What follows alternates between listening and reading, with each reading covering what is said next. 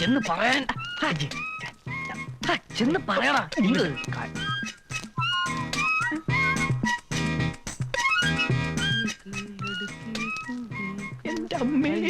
എന്താ തള്ള തള്ള തള്ള തള്ള തന്തയൊന്നല്ലോ, തള്ള തള്ളയല്ലേ.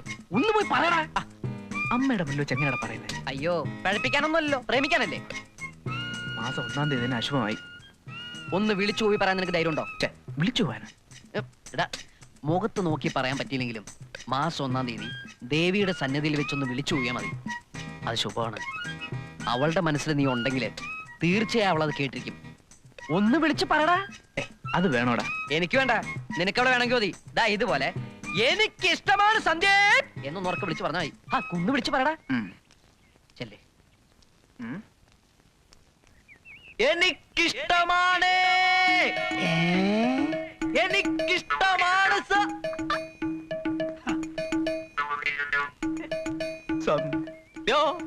സന്ധ്യാവന്ദനം. എടോ, അതിനിപ്പോ കാലത്ത് തന്നെ ഇങ്ങനെ കിടന്ന് അലറണോ? സന്ധ്യാസമയത്ത് വന്ന് തൊഴുതാ പോരെ? മതി മതി മതി. അതെ, അത്രേ ഉള്ളൂ. സന്ധ്യയാകുമ്പോ വരാം. ഇവിടെ തന്നെ കുത്തിയിരിക്കണേ. മുമ്പിൽ ഒരു ടൗലും പിരിച്ചോ, വല്ലതും കിട്ടും. എന്നിട്ട് അത് നിന്റെ വീട്ടിൽ കൊണ്ടുവന്ന് തരാം. ഒന്ന് പോടാ. കുഞ്ചു, എടാ കുഞ്ചു, എഴുന്നേക്കടാ, എഴുന്നേക്കാൻ. എന്താ? അച്ചോട്ടൻ ദേഷ്യപ്പെട്ടിരിക്കുക. എഴുന്നേക്കടാ. അച്ചോട്ടൻ ദേഷ്യപ്പെട്ട എനിക്കിപ്പോ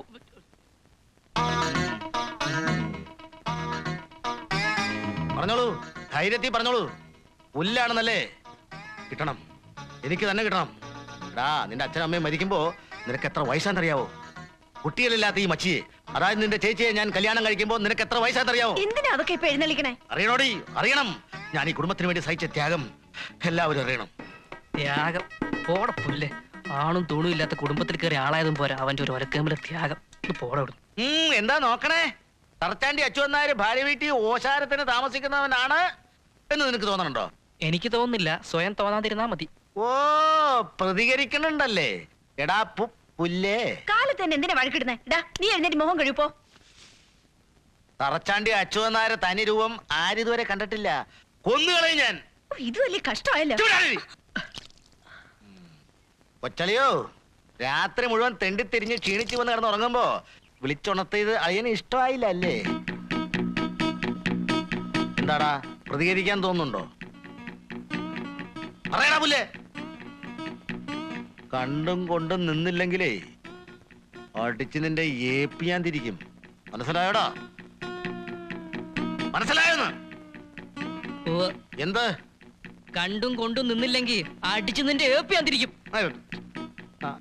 എന്ന് മനസ്സിലായി. ആഹാ, ശരി, പോയിക്കോ.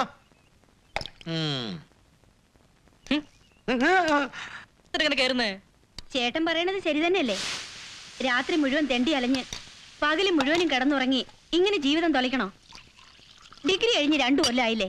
എന്തെങ്കിലും ഒരു ജോലിക്ക് ശ്രമിച്ചൂടെ? എനിക്ക് ശ്രമിക്കാഞ്ഞിട്ടാണോ കിട്ടണ്ടേ? വേണമെന്ന് വെച്ചാ കിട്ടും. അതിന് താൻ തന്നെ ശ്രമിക്കണം. സ്വന്തമായിട്ട് എന്തെങ്കിലും തൊഴിലുണ്ടെങ്കിൽ ഈ ആട്ടും തുപ്പും കേൾക്കണോ? അല്ല, എനിക്കതാ മനസ്സിലാകാത്തത്. എന്നെ ഭരിക്കാൻ ഇയാളാരാ? എന്റെ മുത്തച്ഛനോ? അച്ഛൻ ഉണ്ടാക്കിയ വീട്ടിൽ അച്ഛൻ ഉണ്ടാക്കിയ സ്വത്ത് അനുഭവിച്ച ഞാൻ കഴിയണേ? ഓ പിന്നെ, 55 സെന്റ് സ്ഥലത്ത് 28 തെങ്ങ്. മാസം കിട്ടണ പിരിവ് എത്രയെന്നറിയോ? അപ്പൊ റേഷൻ കടയോ? റേഷൻ കട കൊണ്ടൊന്നും പണ്ടത്തെ പോലെ വലിയ ലാഭമില്ലെന്ന ചേട്ടൻ പറയണത്. അയാൾ പറയുന്ന എന്തും വിശ്വസിക്കാൻ ഇങ്ങനെ ഒരു ചേച്ചി മതി. മേനി പറഞ്ഞത് ചേട്ടൻ കേട്ടാ വീണ്ടും തുടങ്ങും. ആ, തൊഴിലില്ലാത്തവനെ തോൽപ്പിക്കാൻ ആർക്കും എളുപ്പം കഴിയും. എല്ലാം സഹിച്ചല്ലേ പറ്റൂ. പക്ഷെ പ്രതികരിക്കും ഒരിക്കൽ.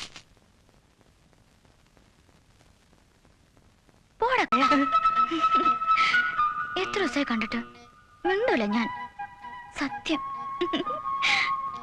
ആ കുറുമ്പ് കാണിച്ചാലേ കടിച്ചു തിന്നാളെ ഞാൻ.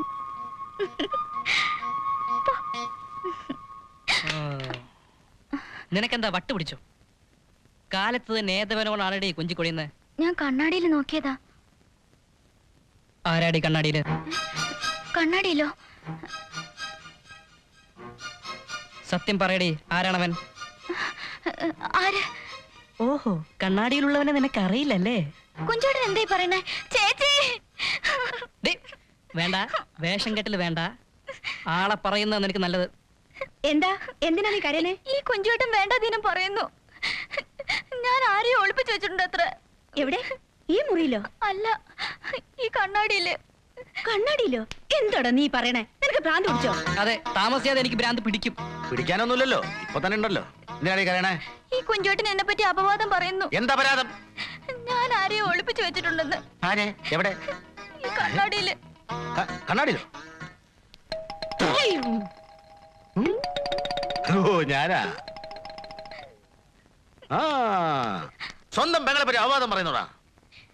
ഇനി കൊച്ചിന്റെ ഒരു തുള്ളി കണ്ണീര് ഈ മുറി വീണാൽ കൊന്നുകളയും ഞാൻ. അച്ചി വീട്ടിൽ കിടന്ന് അച്ഛനാവാൻ ശ്രമിക്കുന്നോടാ പട്ടി.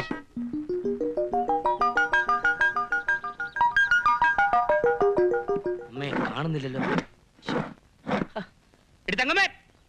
ദാ വരുന്നു. എന്താ എന്തിനാ ബഹളം വെക്കണേ? വെളുപ്പിലുള്ള ഗുളിക എവിടെ? വെളുപ്പിനുള്ള ഗുളിയോ? വെളുപ്പാകത്ത് വരിക്കുന്ന ഗുളിക എവിടെയെന്ന്? അത് ഇവിടെങ്ങാനും കാണും. വേറെ എവിടെ പോവാനാ? ആ കോന്തൻ എവിടെ? നാരായണൻ.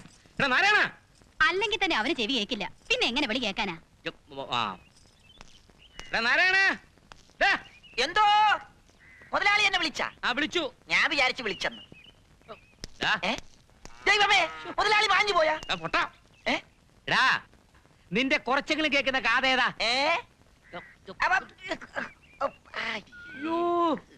എടാ പരമനാറി പൊട്ടൻ നാരായണ, ഞാൻ വെളുപ്പാങ്കാലത്ത് കഴിക്കുന്ന ഗുളിക നീ എവിടെയാ വെച്ചത്?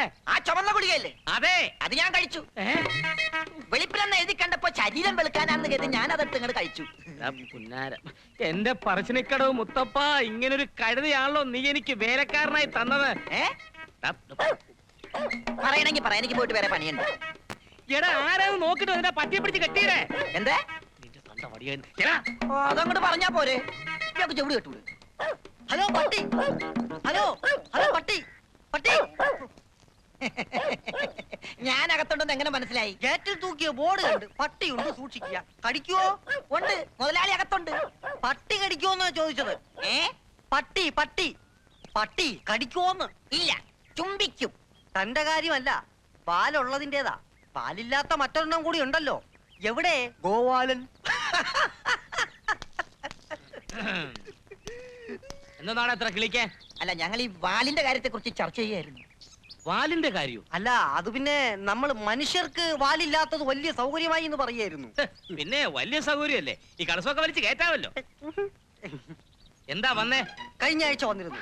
I am Vishalakshan, field officer from. മനസ്സിലായി മനസ്സിലായി. ഇയർലെസ് അല്ലേ? യെസ്. ഒരു കാരണവശാൽ തന്റെ കുന്ത്രാണത്തിൽ ചേരേണ്ടതാ വക്കീല് പറഞ്ഞിരിക്കണേ. വിവരവും വിദ്യാഭ്യാസവും ഉള്ളവനാ വക്കീല്. അയാൾ ഇങ്ങനെ പറഞ്ഞാൽ ഇതിൽ എന്തെങ്കിലും കുരുക്ക് കാണാതിരിക്കില്ല. ആരെങ്കിലും എന്തെങ്കിലും പരദൂഷണം പറഞ്ഞു എന്ന് കരുതി മുതലാളി പെട്ടെന്ന് ഇങ്ങനെ വേണ്ട എന്നൊരു തീരുമാനം എടുക്കരുത്. ഫോർ എക്സാമ്പിൾ, നമ്മുടെ ഏറ്റവും ആകർഷകമായ ഒരു സ്കീമിൽ ചേർന്നാൽ മുതലാളിക്ക് കിട്ടുന്ന ലാഭം ലക്ഷവും. അതും വക്കീല് പറഞ്ഞു. വാചകം ഓടിച്ച് വീഴ്ത്താൻ താൻ കേമനാണെന്ന്. എച്ചിക്കൈ കൊണ്ട് കാക്കി ഓടിക്കുമ്പോൾ എത്ര ആട്ടി ഓടിച്ചാലും താൻ പോകത്തില്ല. അല്ല മുതലാളി, അത് താൻ ഒന്നും പറയണ്ട. താൻ എത്ര കാരണം പറഞ്ഞാലും ഞാൻ എടുക്കത്തില്ല. 100 കൂട്ടം ജോലിയുണ്ട്. മില്ലിൽ പോണം, ടൗണിൽ പോണം. ഇപ്പൊ തന്നെ സമയം ഒരുപാടായി. എടാ നാരായണ, ആ ജീപ്പ് ഓടിക്കാൻ പറ്റിയ ഡ്രൈവറെ നോക്കാൻ പറ്റില്ല. നോക്കിയോ നീ? 3 ലോഡ് നെല്ല് ഇന്നലെ തന്നെ മില്ലിൽ വന്നിട്ടുണ്ട്. പാലക്കാട്ടേക്കുള്ള അവല് ഞാൻ അഴിച്ചു കഴിഞ്ഞു. എന്റെ പറശ്ശിനിക്കടവ് മുത്തപ്പ, മാങ്ങാന്ന് പറയുമ്പം തേങ്ങാന്നാണല്ലോ ഈ പണ്ടാരം കേൾക്കുന്നേ. നിന്റെ ചെവിക്കന് പറിച്ച് കളടാ. അത് വൈകുന്നേരം പോകാം. ചെവിടും കേട്ടിട. എന്താ മുതലാളി പറഞ്ഞത്? നിന്റെ തന്തയ്ക്ക് പറഞ്ഞതാ. അതല്ല, എന്നെ എന്താ പറഞ്ഞെന്ന്. തേങ്ങ തേങ്ങ പോട്ടെ, നമ്മുടെ കാര്യം എന്തായി? ആ വക്കീല് പാര വച്ചു. ആ പാരയ്ക്ക് ഒരു പാര്. അതൊരു പാര, ഇത് അപാര പാര.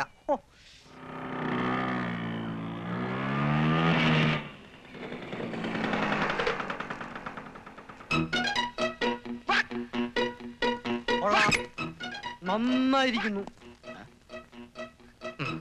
പാറ വക്കീലാണെന്ന് അറിയാമായിരുന്നു, പക്ഷെ പാര വക്കീലാണെന്ന് ഇപ്പോഴാ മനസ്സിലായത്. പാരേ പാറയുമല്ല പാരയുമല്ല, വീറ വക്കീലാടാ പുല്ലേ.